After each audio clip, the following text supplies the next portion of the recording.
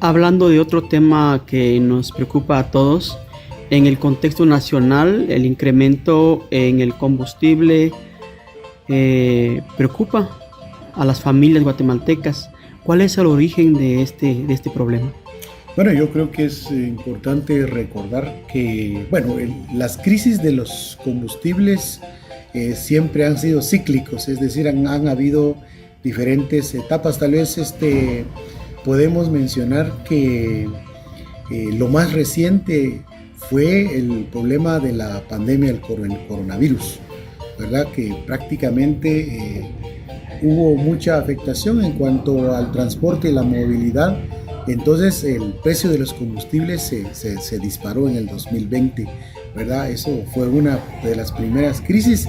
Desafortunadamente se normalizó, todo se normalizó, pero hay que recordar que los precios de los combustibles nunca bajaron, digamos, como estaban en el 2018-2019. Igual el costo, digamos, de la canasta básica. Ahora pues estamos enfrentando nuevas crisis que tienen que ver con las guerras. Primero la guerra en Ucrania, con Rusia y la OTAN, donde prácticamente están afectando todo lo que tiene que ver con la comercialización del petróleo, porque Rusia es uno de los principales exportadores de petróleo, pero ahí el mercado está truncado. Pero ahora recientemente pues tenemos en el contexto la guerra en Irán, es decir, la guerra provocada por Israel y por Estados Unidos, y eso ha provocado entonces un problema de transporte, un problema de movilidad del petróleo en el Golfo Pérsico, porque es ahí donde se produce más del 20% del combustible a nivel internacional. Entonces eso ha disparado el precio del petróleo.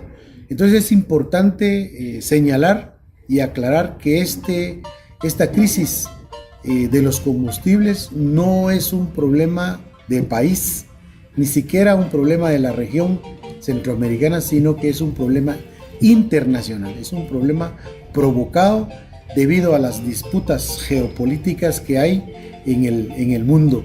Así es de que este es ajeno al gobierno, al Estado, y por lo tanto tenemos que buscar soluciones como país, y como siempre he dicho, esto hay que abordarlo con mucha responsabilidad política. ¿Cómo está impactando el alto costo de los combustibles en las comunidades, especialmente las indígenas y rurales? Bueno, como nosotros somos el último eslabón, digamos, de toda esta cadena de producción, y hay que reconocer que hasta el momento el petróleo es clave, el petróleo es como el eje fundamental, ¿verdad?, de la sostenibilidad de todo este proceso. Entonces, cuando sube el combustible, sube el transporte, ¿verdad? Y si sube el transporte, sube el precio de la canasta básica. Y entonces las comunidades más alejadas son las que sufren más estas consecuencias, porque el alto costo, digamos, del combustible es mucho mayor. Y eso ya se está sintiendo y lo hemos sentido desde hace ratos. No es esto del combustible, no es nuevo, ¿verdad? Entonces hemos visto cómo el costo, digamos, de los productos se han triplicado en estos últimos años, ¿verdad? Desde la pandemia para acá hemos sufrido realmente cambios fundamentales en la economía. Por lo tanto, yo creo que eso perjudica y afecta la calidad de vida de la población, porque el dinero ya no vale, ¿verdad? Ha habido, digamos, mucha inflación, y sin embargo los ingresos para la población, para las comunidades, son cada vez menos. Entonces, y esto de alguna manera nos coloca en un escenario de crisis económica, de crisis social y también de crisis política. ¿Cuál es la postura del Consejo del Pueblo Maya frente a esta problemática y qué acciones considera necesarias para proteger la economía de la población? Bueno, yo creo que hay que pensar en medidas a corto, mediano y largo plazo, ¿no? Las medidas a corto plazo, pues necesariamente creo que el Estado tiene que de alguna manera buscar la forma como subsidiar, ¿verdad?, el costo, ¿va?, para que no haya un colapso de país, ¿no? Porque estamos en eso, estamos a punto, digamos, de colapsar como país. Se tiene que buscar esos mecanismos, pero nosotros pensamos que a corto plazo también el Congreso de la República tiene que aprobar inmediatamente una ley de control de precios. Tiene que haber un proceso de tope, porque imagínense ustedes, puede llegar, digamos, el galón de combustible hasta 50, 100 quetzales. Eso va a ser insostenible.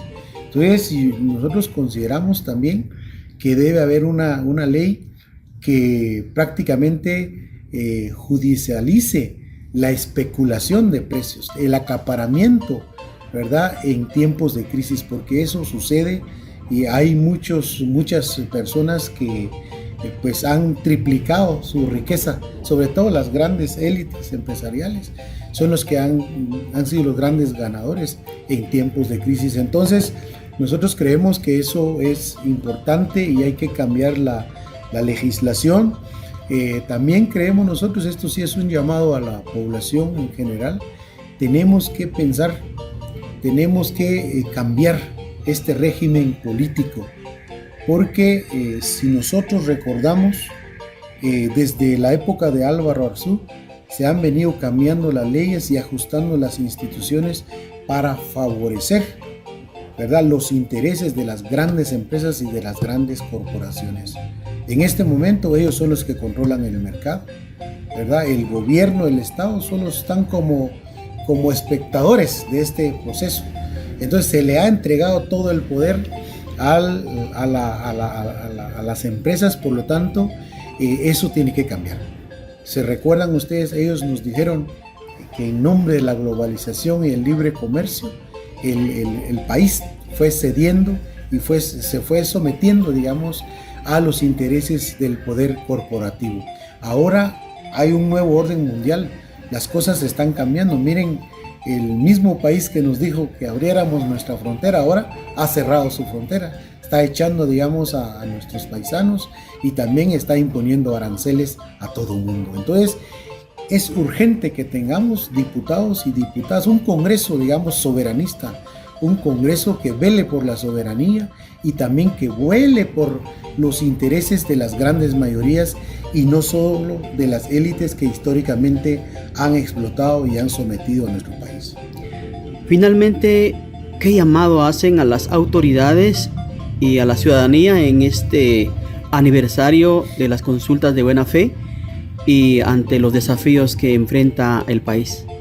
Bueno, yo creo que es muy oportuno levantarnos, ¿verdad?, despertarnos como pueblo, porque también ha habido mucha indiferencia, ¿verdad? Ha habido mucha apatía y construir mucha ciudadanía. Necesitamos más ciudadanía activa, propositiva, ¿verdad? Yo creo que esta crisis nos tiene que movilizar de nuevo en el buen sentido de la palabra para contribuir y sacar adelante este país, ¿verdad? Estamos ahora enfrentando una situación muy complicada, mucha desinformación en las redes sociales. Hay que tener mucho cuidado, tenemos que tener una capacidad de autocrítica, porque hay mucha basura, hay mucha mentira, hay mucha desinformación pagada por los mismos que someten a nuestros pueblos. Entonces, lo más que tenemos que hacer es unirnos, trabajar colectivamente para sacar adelante este país. Yo creo que tenemos mucho futuro, siempre y cuando tenemos que abrir los ojos y tenemos que caminar juntos. Muchas gracias.